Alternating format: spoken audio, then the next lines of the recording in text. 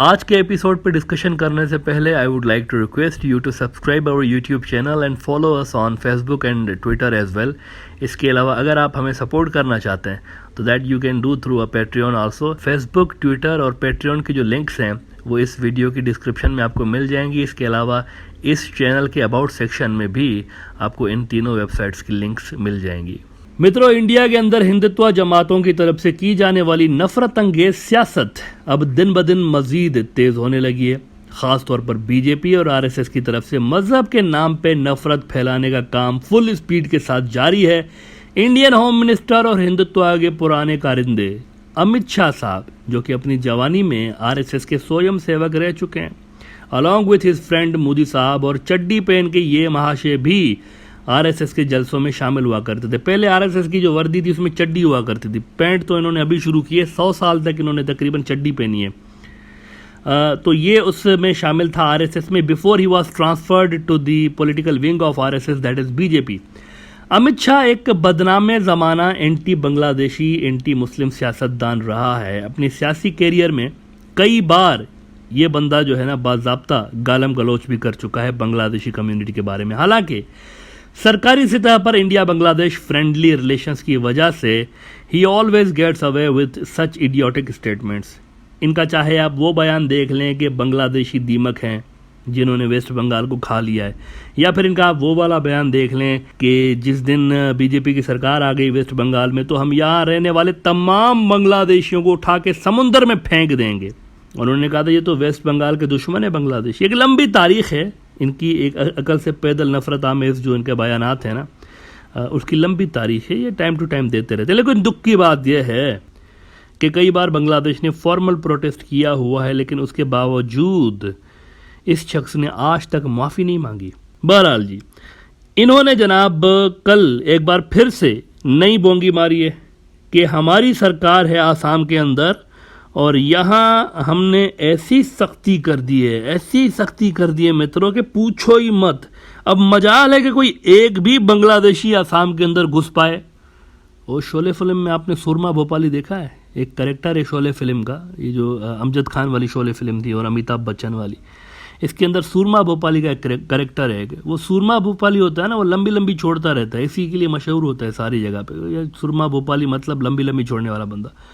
तो आसाम में यहाँ पर कुछ सुरमा भोपाली वाले सीन नज़र आए कि मित्रों हमारी सरकार यहाँ है ना तो सवाल ही पैदा नहीं होता, अब कोई घुस के तो दिखाए यहाँ से बांग्लादेश में, इधर तो हम हैं। लेकिन वो जो ममता बनर्जी वेस्ट बंगाल वाली, ये औरत जो है ना, ओहो, ये बहुत ही क्या कहें इसको, अब भी ये बांग्लादेशियों को आने दे रही है वेस्ट बंगाल में वोट बैंक अपना बढ़ाने के लिए। इसीलिए हमें वहाँ भी वोट चाहिए और जो ही हमारी सरकार वहाँ पर आएगी तो हम वहाँ पर भी बांग्लादेशियों का दाखिला बंद करेंगे। ये कल उन्होंने स्टेटमेंट दिया है। इंडिया का एक बहुत बड़ा न्यूज़ आउटलेट है द प्रिंट, ये लिख रहे हैं कि Assam tackling illegal migration, Bengal is not. Shah वैसे ये सफ़ेद झूठ है। ये सफ़ेद झूठ इसलिए बोल रहे हैं क्योंकि बॉर्डर्स पर, ये वेस्ट बंगाल का बॉर्डर बांग्लादेश के साथ लगता है, बॉर्डर्स पर जो फोर्सेस खड़ी होती है ना, फोर्सेस इलीगल घुसपैठ को रोकने के लिए, वो ममता बनर्जी के अंडर में नहीं आती, वो इन्हीं के अपने अंडर में आती हैं, सेंटर के अंडर में आती हैं। और सेंटर में इनकी अमित शाह की खुद की पार्टी बीजेपी बैठी हुई है।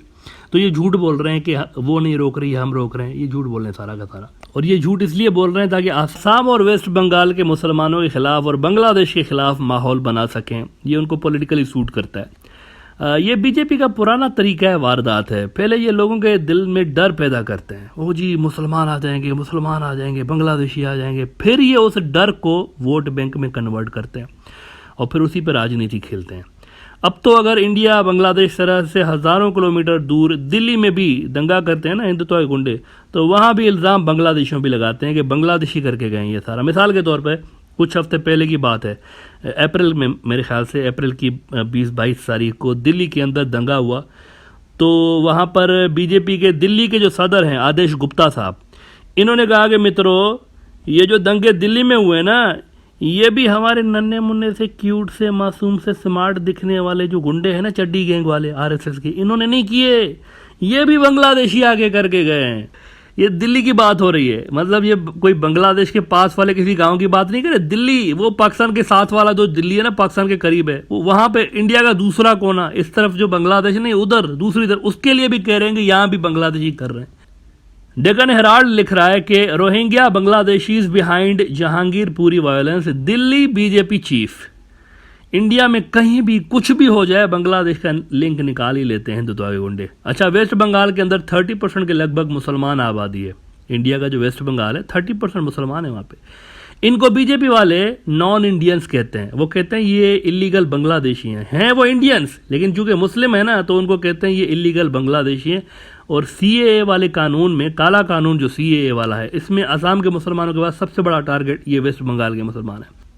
बीजेपी ये सारी बांग्लादेश विरोधी बातें उस वक्त कर रही है जबकि अभी कुछ दिन ही पहले शेख हसीना साहिबा ने इतनी बड़ी ऑफर इंडिया को दी है कि इंडिया बांग्लादेश के चिटागोंग पोर्ट को यूज़ करके अपने नॉर्थ ईस्ट तक कनेक्टिविटी ले सकता है।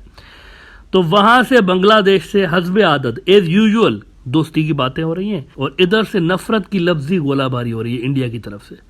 मतलब अमित शाह साहब जो हैं वो एंटी बांग्लादेश बातें करने से, एंटी मुस्लिम बातें करने से बात नहीं आ रहे हैं और ये बात आएंगे भी नहीं। देखिए, मैं हमेशा से कहता रहता हूँ कि बीजेपी के होते हुए इंडिया बांग्लादेश के बीच पब्लिक टू पब्लिक ताल्लुकात ख़राब ही रहेंगे हमेशा, कभी भी ठीक नहीं होंगे। Because BJP is the source of polarisation in India. इनकी जो पॉलिटिक्स है ना वो एंटी मुस्लिम, एंटी बांग्लादेश नज़रियात पे बेस्ड करती है। इसके अलावा आप मुझे बता दें बीजेपी के पास क्या है ऑफ़र करने को लोगों को। इनके जो किराए के इन्फ्लुएंसर्स इन्होंने रखे हुए हैं, पुष्पेंद्रा पहलवान जैसे, या गोदी मीडिया के जो लोग हैं इनके, क्या बीजेपी के गवर्नेंस पे बात करते हैं वो? क्या वो इस पे बात करते हैं कि महंगाई बढ़ गई है, जॉब्स नहीं है, इकोनॉमी डाउन है, इस पे बात करते हैं? नहीं। कभी भी प्राइम टाइम में आप इंडिया का कोई भी न्यूज़ चैनल उठा के देख लें, गोदी मीडिया का, आपको कुछ किसी मेन मुद्दे पे बात करते हुए नजर नहीं आएंगे।